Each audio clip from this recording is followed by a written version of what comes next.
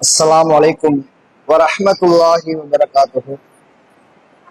إن الحمد لله نحمده ونستعينه ونستغفره ونعوذ بالله من شرور أنفسنا ومن سيئات أعمالنا. من يهده الله فلا مضل له ومن يضلله فلا هادي له. أشهد أن لا إله إلا الله وأشهد أن محمدا عبده ورسوله. أعوذ بالله من الشيطان الرجيم. بسم الله الرحمن الرحيم. يا أيها الناس اتقوا ربكم الذي خلقكم من نفس واحدة وخلق منها زوجها وبث منهما رجالا كثيرا ونساء واتقوا الله الذي تساءلون به والأرحام إن الله كان عليكم رقيبا. மாண்பு மகத்துவமும் கண்ணியமும் கம்பீரமும் பொருந்திய அல்லாஹ்வுக்கு எல்லா புகழும். அல்ஹம்துலில்லாஹ். நாம் எல்லாம் இருளும் எல்லாரும் நேசிக்கப்பட வேண்டிய நம்மை எல்லாம் இருளில் இருந்து வெளிச்சத்தின் பக்கம் அழைத்து செல்ல வந்த அண்ணன் பெருமகனார் நபிகள் நாயகம் ஸல்லல்லாஹு அலைஹி வஸல்லம் அவர்களின் மீதும் அவர்களினுடைய சொல் செயல் அங்கீகாரத்தை தங்களால் இயன்ற அளவு வாழ்ந்து மரணித்த சத்திய சிகாபாக்கள் மீதும் சாபிய பெண்மணிகள் மீதும் தாபீன்கள் மீதும் தாபீன்கள் மீதும் குறிப்பாக நன்மையை எதிர்பார்த்து இங்கு ஒன்று குழுமி இருக்கக்கூடிய நம் அனைவரின் மீதும் அந்த ஏக இறைவனின் சாந்தியும் சமாதானமும் பட்டாத பெருந்தன்மையும் மீண்டுமாக என்று கூறி எனது உரையினை ஆரம்பம் செய்கிறேன். கண்ணியத்திற்குரிய எல்லாம் வல்ல அல்லாஹ்வின் நல்லடியார்களே, அன்பார்ந்த சகோதரர்களே, தாய்மார்களே, பெரியவர்களே, அல்லாஹ் ரப்பல் ஆலமீன் இந்த உலகத்திலே தேர்வு செய்து ஏராளமான படைப்பினங்களை படைத்து பரவ செய்திருக்கின்றார்.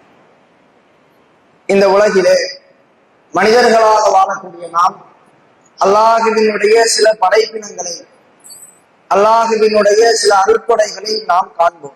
எந்த விதத்தில் என்று சொன்னால், அல்லாஹுவினுடைய சில அருட்கொடைகள், சில படைப்பினங்கள் இன்ன பிற படைப்பினங்களுக்கு நேர் முரணாக இருப்பதை நம்மால் பார்க்க முடியும். உதாரணமாக, சூரியன் என்று சொன்னால் சந்திரன், வெப்பம் என்று சொன்னால் குளிர்,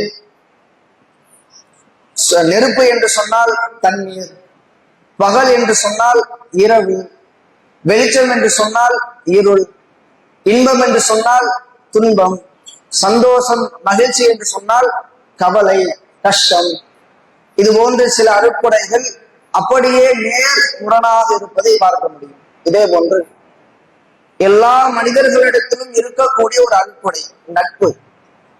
சில மனிதர்களை நாம் பார்க்கலாம், தாய் தந்தை இல்லாமல் இருப்பார்கள், சகோதர சகோதரிகள் இல்லாமல் இருப்பார்கள், பிள்ளைகள் இல்லாமல் இருப்பார்கள், கணவன் இறந்து போயிருக்கலாம், மனைவி இறந்து போயிருக்கலாம். ஆனால் உலக மக்கள் அனைவரிடத்திலும் நண்பர்கள் இருப்பார்கள், சக தோழிகள் இருப்பார்கள். இந்த நட்பு என்ற அருட்கொடை இல்லாமல் எந்த ஒரு மனிதரையும் நம்மால் பார்க்க முடியாது. இந்த நட்பு என்ற அருட்கொடை, இந்த நண்பன் என்ற படைப்பினம், இதற்கு நேர் முரண் என்ன? எதிரி, கெட்டவன் என்ற ஒரு படைப்பினம்.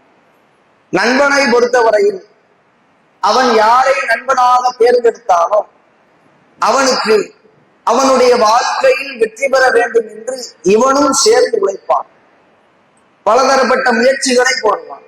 ஆனால் எதிரியை பொறுத்தவரையிலே அவன் யாரை எதிரியாக பார்க்கிறானோ அவனை வீழ்த்தினால்தான், அவனை தோற்கடித்தால்தான் இவனே வெற்றி பெற முடியும். உதாரணமாக ஒரு கிரிக்கெட்டை எடுத்துக்கிறேங்க. அதிலே நாம் பங்கு பெறுகிறோம், அதே போன்று ஒரு 8 டீம் பங்கு பெறுது. நாம் வெற்றி பெற வேண்டும் என்றால் மீதம் இருக்கக்கூடிய அணிகளை எல்லாம் தோற்கடிக்கணும். அப்படி தோற்கடித்தால்தான் நாம் வெற்றி பெற முடியும். இதுதான் உலகத்தினுடைய யதார்த்தம். இதே போன்று மனிதர்களாக இருக்கக்கூடிய நாம் சினிமாக்களிலும் சீரியல்களிலும் எதிரிகளை பற்றி பேசுவோம். அதை தயாரிக்கக்கூடியவர்கள் கெட்டவன், வில்லன் என்ற கேரக்டருக்கு பெரிய பெரிய சூப்பர் பவரை கொடுப்பான், ஆட்சி அதிகாரத்தை கொடுப்பான், பணபலத்தை கொடுப்பான், படைபலத்தை கொடுப்பான். இப்படி வில்லனை தொட முடியாத அளவுக்கு ஒரு உயரத்தில் தூக்கி கொண்டு போய் வைப்பான். அப்பேற்பட்ட வில்லனை சூப்பர் பவர் இருக்கும், ஆட்சி அதிகாரம் இருக்கும், பணபலம் இருக்கும், படைபலம் இருக்கும். அப்படிப்பட்ட எதிரியை யார் வீழ்த்துகிறாரோ அவன் தான் ஹீரோ, அவன் தான் நல்லவன் என்று ஒரு சுவாரஸ்யமாக அந்த கதையை கொண்டு போவாங்க. சாதாரண சினிமாவில் சீரியலில் ஒரு கெட்டவனுக்கு இவ்வளவு முக்கியத்துவம், ஒரு எதிரிக்கு இவ்வளவு முக்கியத்துவம், நமது வாழ்க்கையிலே அதே போன்று ஒரு எதிரிக்கு முக்கியத்துவம் கொடுக்கப்பட்டிருக்கிறது. எல்லாருடைய வாழ்க்கையிலும் குறிப்பிட்ட காலங்களில் குறிப்பிட்ட நபர்கள் எதிரிகளாக இருப்பார்கள். அரசியல் துறையை எடுத்துக்கொடுங்க, ஆளும் கட்சி என்று இருந்தால் எதிர்கட்சி இருக்கும். விளையாட்டு துறையை எடுத்துக்கொண்டால் ஒரு அணி மோதுகிறது, எதிராக விளையாடக்கூடியது எதிரணி. நாம் ஒரு வியாபாரம் செய்கிறோம், அதே வியாபாரத்தை இன்னொருவர் செய்தால் முதலில் போட்டி வரும், அடுத்து பொறாமை வரும், அடுத்து எதிரியாக பார்ப்போம். இதுதான் உலகத்தினுடைய யதார்த்தம். இவர்கள் எல்லாம் ஒரு குறிப்பிட்ட காலம், ஒரு குறிப்பிட்ட நபர்களுக்கு தான் எதிரியாக இருப்பார்கள். ஆனால் இறைவன் சொல்லக்கூடிய எதிரி யார் தெரியுமா? உலக மக்கள் அனைவருக்கும் எதிரி. இந்த உலகம் படைக்கப்பட்டதிலிருந்து அழிக்கப்படும் வரை எதிரி. எப்பேற்பட்ட கருத்து! ஒரே ஒருவன் உலக மக்கள் எல்லோருக்கும் எதிரியாக பார்க்கப்படுகிறான். உலகம் அழிக்கப்படும் வரை எதிரியாக இருக்கிறான். அல்லாஹ் அவனை குறித்து பேசும் பொழுது, யா அய்யுஹல்லதீன ஆமனூ, ஈமான் கொண்ட மக்களே, உதுஹுலூ ஃபிஸ்ஸில்மி காஃபா, இந்த இஸ்லாமிய மார்க்கத்தில் முழுமையாக நுழைந்து விடுங்கள். வலா தத்தபிஉ குதுவாத்தி ஷைத்தான், ஷைத்தானுடைய அடிச்சுவடுகளை பின்பற்றாதீர்கள். வ இன்னஹு லகும் அதுவும் முபீன், ஏனென்றால் அவன் தெளிவான எதிரி, அவன் பகிரங்கமான எதிரி என்று இறைவன் நமக்கு எதிரியை காட்டி கொடுக்கிறான். ஏன் இறைவன் எதிரியை நமக்கு சொல்லி தரணும்? இவன் தான் எதிரி. ஏன்னா எதிரியை வீழ்த்தினால்தான், எதிரியை தோற்கடித்தால்தான், எதிரியை தெரிந்து கொண்டால்தான் நமது வாழ்க்கையிலே நாம் வெற்றி பெற முடியும். இதே போன்று நாம கிரிக்கெட் விளையாடுறோம், ஃபுட்பால் விளையாடுறோம், நமக்கு எதிராக ஒரு நபர் களமிறங்குகிறார், அவன் பேட்டிங் பண்றான், நம்ம பவுலிங் போடுறோம். இப்பொழுது நாம் எவ்வளவு யுக்திகளை யோசிப்போம். அவனுக்கு யாக்கர் போடலாமா, ஒய்டு யாக்கர் போடலாமா, ஃபுல் டாஸ் போடலாமா, ஷார்ட் பால் போடலாமா?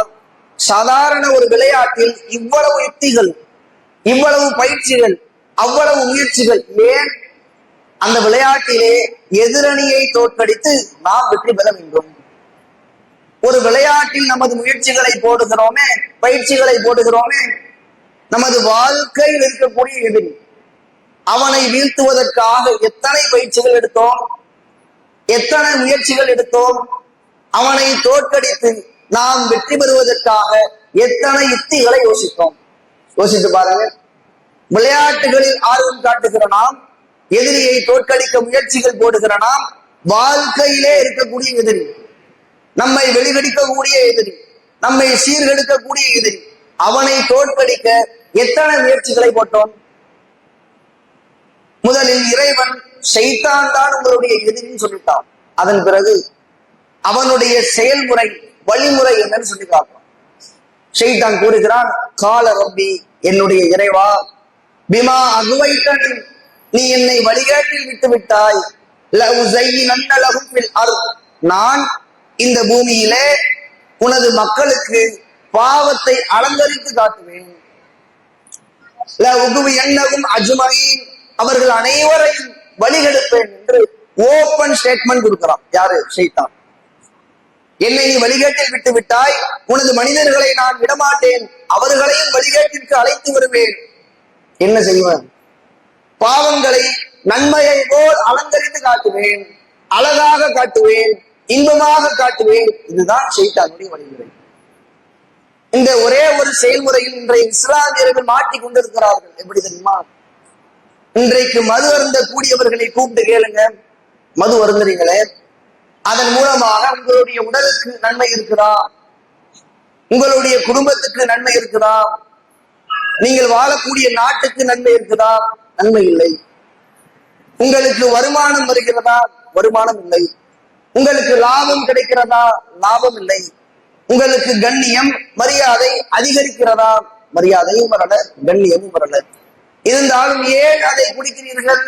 ஷைத்தானுடைய அழகுபடுத்திய காட்சி. புகைப்பிடிக்கக்கூடியவர்கள், இன்ன பிற போதை வஸ்துக்களை பயன்படுத்தக்கூடியவர்கள் ஏன் அதை செய்கிறார்கள்? நன்மை இல்லை, லாபம் இல்லை, வருமானம் இல்லை, அதிலே கண்ணியம் இல்லை, இருந்தாலும் அதை செய்கிறார்கள். ஏன்? நன்மை இல்லாததை நன்மை இருப்பது போல் காட்டுவான். லாபம் இல்லாததை லாபம் இருப்பது போல் காட்டுவான். இதிலே நமக்கு கண்ணியம் இல்லையோ, மரியாதை இல்லையோ, இன்பம் இல்லையோ, சந்தோஷம் இல்லையோ, அவை அனைத்தையும் இருப்பது போல் காட்டுவான். அவன் தான் சொன்னானே, பாவங்களை எல்லாம் அலங்கரித்து காட்டுவேன், நன்மை போல, இன்பம் போல, சந்தோஷம் போல அழகா அலங்கரித்து காட்டுவேன். இன்றைக்கு இளைஞர்களிடத்திலும் இதே வேலையை தான் செய்யறோம். இன்றைக்கு பொழுதுபோக்கு என்ற பெயரிலே இறைவன் நமக்கு அளித்த அவகாசத்தை தவறாக பயன்படுத்தக்கூடியவர்கள் எத்தனையோ பேர். சினிமா பார்க்கக்கூடியவனை கூப்பிட்டு கேட்டா, ஏன்டா சினிமா பார்க்கிறேன்? டைம் பாஸ், பொழுதை போக்குவதற்காக பார்க்கிறேன், 3 மணி நேரத்தை ஒதுக்கி பார்க்கிறேன், அதிலே நன்மை இல்லை, லாபம் இல்லை, வருமானம் இல்லை, அதிலே இன்பம் இல்லை, இருந்தாலும் ஷைத்தான் அலங்கரித்து காட்டுதான் நான் பார்த்தேன். இசையை கேட்கக்கூடியவர்கள் மார்க்கத்திலே ஹராம், ஆனாலும் அதிலே நன்மை இல்லை, லாபம் இல்லை, வருமானம் இல்லை, இருந்தாலும் கேட்பேன், ஷைத்தான் அலங்கரித்து காட்டும். இன்றைக்கு 6 வயது குழந்தை முதல் 60 வயது முதியவர் வரை இந்த செயல்களை நம்மால் பார்க்க முடியும். நன்மை இருக்காது, லாபம் இருக்காது, அதிலே கொஞ்சம் கூட மரியாதை கண்ணியம் அதிகரிக்காது, ஆனாலும் அந்த செயலை அவர்களால் விட முடியாது. ஏன் தெரியுமா? ஷைத்தானுடைய அலங்கரிப்பு காட்சிகள். இதே போன்று ஷைத்தான் நமக்கு அலங்கரித்து காட்டிக் கொண்டே இருக்கிறான், நாம் அதை செய்து கொண்டே இருக்கிறோம். உண்மையாகவே எதிரி என்று சொன்னா நாம எப்படி வாழணும்? எதிரி எதை செய்ய சொல்றானோ அதை செய்யக்கூடாது, அவன் எதை செய்ய வேண்டாம்னு சொல்றானோ அதை செய்யணும். இன்றைக்கு இஸ்லாமியர்களாக வாழக்கூடிய நாம் 2 வக்து தொழுகை உபரியாக தொழுக போறோம்னு வச்சுக்கிறீங்களேன், ஷைத்தான் அந்த இடத்துல வருவான். ஒரு நன்மையை செய்ய போகும் பொழுது ஷைத்தான் வருவான். ஏன்னா அல்லாஹ்வினுடைய தூதர் அவர்களும் இறைவனும் கட்டுத்தரும் பொழுது குர்ஆன் ஓத போறீங்களா, அஊது பில்லாஹி மினஷ் ஷைத்தானிர் ரஜீம் என்று சொல்லுங்கள். விரட்டப்பட்ட ஷைத்தானிடமிருந்து பாதுகாப்பு தேடுங்க. ஏன்னா நீங்கள் நன்மை செய்யும் பொழுது உங்களிடம் ஷைத்தான் வருவான், அதை கெடுப்பதற்காக, அதை தடுப்பதற்காக ஷைத்தான் வருவான். நீங்கள் 2 வக்து தொழுகையை தொழுக போறீங்க உபரியா, அந்த நேரம் ஷைத்தான் வந்து உங்களுடைய உள்ளத்தில் கெட்ட எண்ணத்தை போடுவான், உடல் சோம்பலை போடுவான், தூக்கம் வருவது போல் காட்சி அளிப்பான். இப்படி எல்லாம் ஏன் செய்யலாம்? இவன் 2 வக்து தொழுகையை தொழுக கூடாது என்பதற்காக. உண்மையாகவே ஷைத்தானை எதிரியாக பார்க்கக்கூடிய முஸ்லிம் அவன் சொல்லக்கூடிய காரியங்களை, அவன் சொல்லக்கூடிய அலங்கரிப்பு பேச்சுகளை கேட்டு அதை செய்யாமல் போகலாமா? எந்த 2 வக்து தொழுக போகும் பொழுது நம்மளை தடுத்தானோ அதே ஷைத்தானுக்கு எதிரியாக 4 ரக்காத் தொழுகணும். 4 ரக்காத் தொழுக போகும் பொழுது தடுக்கிறானா 8 ரக்காத் தொழுகணும். ரமலானுடைய மாதம் குர்ஆனை எடுத்து ஓதுவோம்னு துறக்கிறீங்க, மன கஷ்டம், மனசுல குழப்பம், தூக்கம் வருது, உடல் சோம்பலாக இருக்குது, ஒரு பக்கம் ஓத போகும் பொழுது தடுக்கிறாயா? 2 பக்கம் ஓதுவேன். 2 பக்கம் ஓத போகும் பொழுது தடுக்கிறானா 4 பக்கம் ஓதுவேன். எந்த செயலை செய்ய போகும் பொழுது தடுக்கிறானோ அந்த செயலை டபுள் மரம் தான் செய்யணும். இன்றைக்கு நீங்கள் ஷைத்தான் மனக்குழப்பத்தை போடும் பொழுது, உங்களை வழிகெடுக்க முயற்சி செய்யும் பொழுது நல்லறத்தின் மூலம் அவனை விரட்டி அடிக்கிறீர்களோ அன்றைக்குதான் நீங்கள் வெற்றி பெற முடியும். ஏனென்றால் அல்லாஹ்வினுடைய தூதர் அவர்கள் சொல்லும் பொழுது உமர் ரலியல்லாஹு அன்ஹு அவர்கள் பற்றி ஒரு விஷயத்தை சொல்றாங்க. உமர் ரலியல்லாஹு அன்ஹு சொல்றாங்க, கால ரசூலுல்லாஹி ஸல்லல்லாஹு அலைஹி வஸல்லம், அல்லாஹ்வினுடைய தூதர் அவர்கள் கூறினார்கள், வல்லதி நஃப்ஸி பியதி, என்னுடைய உயிர் எவனுடைய கையில் இருக்கிறதோ அவன் மீது சத்தியமாக, மா லக்கியக்க ஷைத்தான், உமரே ஷைத்தான் உங்களை ஒரு பாதையில் கண்டால், இல்லா சலக ஃபஜ்ஜன் கைர ஃபஜ்ஜிக, நீங்கள் செல்லக்கூடிய பாதையை விட்டுவிட்டு வேறு பாதையிலே செல்லுவான். யார் ஹீரோ, யார் கெத்து? எந்த ஷைத்தானை கண்டு உலகம் மிரண்டு போய் இருக்குதோ, எந்த ஷைத்தானுடைய பேச்சை கேட்டு உலகம் பாவத்தில் ஈடுபடுதோ அந்த ஷைத்தான் உமர் ரலியல்லாஹு அன்ஹு அவர்களை பார்த்து வேறு வழியில் ஓடுறான். இவர்களை வழிகெடுக்க முடியாது, இவர்களிடத்தில் பாவத்தை தூண்ட முடியாது, இவர்கள் நல்லறம் செய்ய போவதை தடுக்க முடியாது. சாதாரண சினிமாவில் எதிரியை தோற்கடித்தால் தலையில் தூக்கி வைத்து கொண்டாடுகிறோம், அவனுக்கு ஃபேன் கிளப் ஆரம்பிக்கிறோம், அவனுக்கு ஃபேன் பேஜ் ஆரம்பிக்கிறோம். உமர் ரலியல்லாஹு அன்ஹு அவர்கள் ஷைத்தானே ஓட விட்டாங்க. உண்மையான முஸ்லிம் எப்படி தெரியுமா வாழணும்? இதை போன்ற வாழும். ஷைத்தான் உங்களிடத்திலே வந்து மனக்குழப்பத்தை போட விடக்கூடாது. நல்லறம் செய்ய போகும் பொழுது தடுக்க கூடாது. பாவத்தை செய்வதற்கு தூண்டக்கூடாது. அப்படி தூண்டினாலும் நல்லறத்தின் மூலம், நன்மையின் மூலம், இறையச்சத்தின் மூலம் ஷைத்தான ஓட வைக்கும். ஆனால் இன்றைய சமுதாய மக்கள் அப்படியா வாழ்றோம்? சாதாரண ஸ்டேட்டஸ் விஷயத்துல தொட்டு போயிடுறோம். நண்பர்கள் ஒன்று கூடக்கூடிய இடம், சாப்பிடக்கூடிய இடம், அந்த இடத்துல போட்டோ எடுப்பாங்க. அந்த போட்டோவை எடுத்து சினிமா பாடலை போட்டு இசைகளை உள்ள புகுத்தி ஸ்டேட்டஸ் வச்சாதான் மனசு நிம்மதியா இருக்கும்.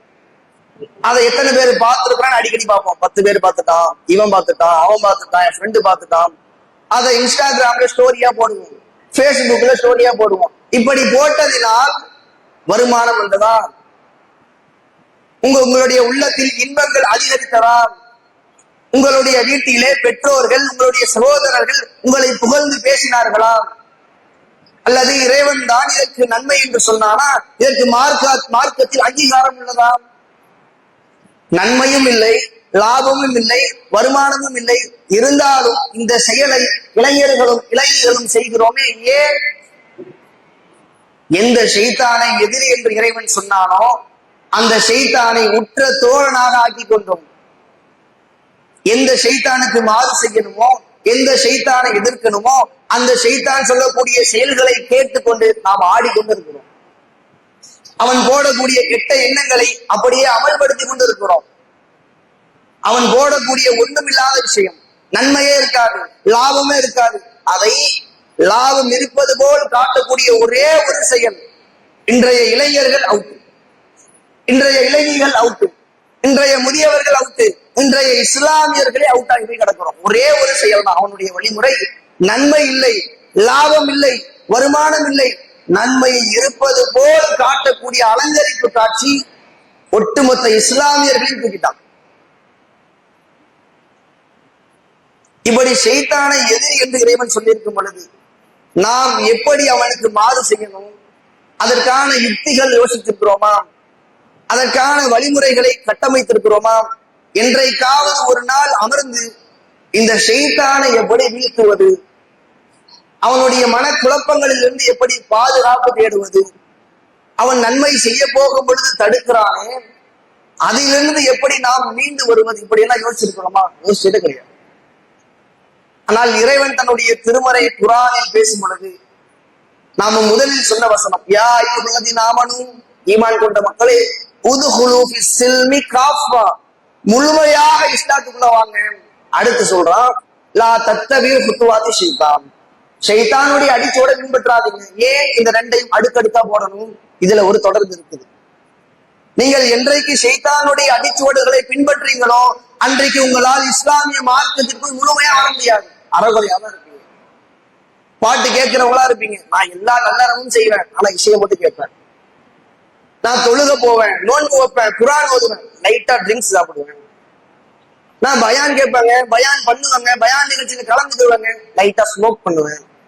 என்றைக்கு நீங்கள் ஷைத்தானுடைய அடிச்சுவடுகளை விட்டு விரண்டு ஓடுகிறீர்களோ அன்றைக்குதான் முழுமையாக இஸ்லாமிய மார்க்கத்துக்குள்ள வர முடியும். அதான் அல்லாஹ் 2 வசனங்களில் போட்டு உடைக்கிறான்.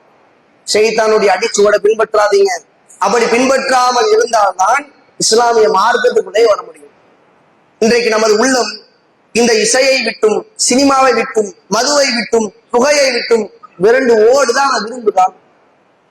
அதற்காக இறைவன் சொல்லக்கூடிய ஒரு வசனம், இன்னல்லாஹ் லா யுகையிரு மா பிகௌம், ஒரு கூட்டத்தை அல்லாஹ் மாற்றவே மாட்டான். ஹத்தா யுகையிரு மா பி அன்ஃபுஸிஹிம், அவர்கள் தங்களை தானே மாற்றிக் கொள்ளும் வரை, மாற்றுவதற்கு எண்ணும் வரை, மாற்றுவதற்கு யோசிக்கும் வரை அல்லாஹ் மாற்றத்தை கொண்டு வரவே மாட்டான். இன்றைக்கு நீங்கள் சினிமாவில் இருந்து விலகுவதை பற்றியும், போதை பழக்கங்களில் இருந்து விலகுவதை பற்றியும், மார்க்கத்திற்கு முரணான காரியங்களில் இருந்து விலகுவதை பற்றியும் யோசிக்கிறீர்களோ, அதற்கான முயற்சிகள் எடுக்கிறீர்களோ, அதற்கான பயிற்சிகளை அமைக்கிறீர்களோ, அன்றைக்குதான் இறைவனும் உங்களுடைய வாழ்க்கையில் மாற்றத்தை ஏற்படுத்துவான். இறைவன் சொல்லக்கூடிய வசனமே ஷைத்தான் எதிரி. இந்த உலகத்தில் ஒரு எதிரியை எப்படி கையாளுவீர்களோ, எப்படி பார்ப்பீர்களோ, எப்படி வெறுப்பீர்களோ, அதே போன்று ஷைத்தானையும் பாருங்கள், ஷைத்தானையும் வெறுத்து ஒதுக்குங்கள். அவன் சொல்லக்கூடிய காரியங்களுக்கு கட்டுப்படாதீர்கள். இந்த ஷைத்தானுடைய அடிச்சுவடுகளை, ஷைத்தானுடைய ஆசை வார்த்தைகளை விட்டு நாம் விலகினால்தான் உண்மையாக முழுமையாக இஸ்லாமிய மார்க்கத்துக்குள்ள வர முடியும். எனவே அல்லாஹ்வினுடைய தூதர் அவர்கள் காட்டுகின்ற வழிமுறையில், அல்லாஹ் ரப்பல் ஆலமீன் சொல்லித்தந்த அடிப்படையில் ஷைத்தானை எதிரியாக பார்த்து கற்றுக்கொள்வோம். அதன்படி ஷைத்தானை வெறுத்து ஓட வைத்து இந்த வாழ்க்கையிலே வெற்றி பெறுவோம் என கூறி எனது உரையை நிறைவு செய்கிறேன். அஸ்ஸலாமு அலைக்கும் வரஹ்மத்துல்லாஹி வபரகாத்துஹு.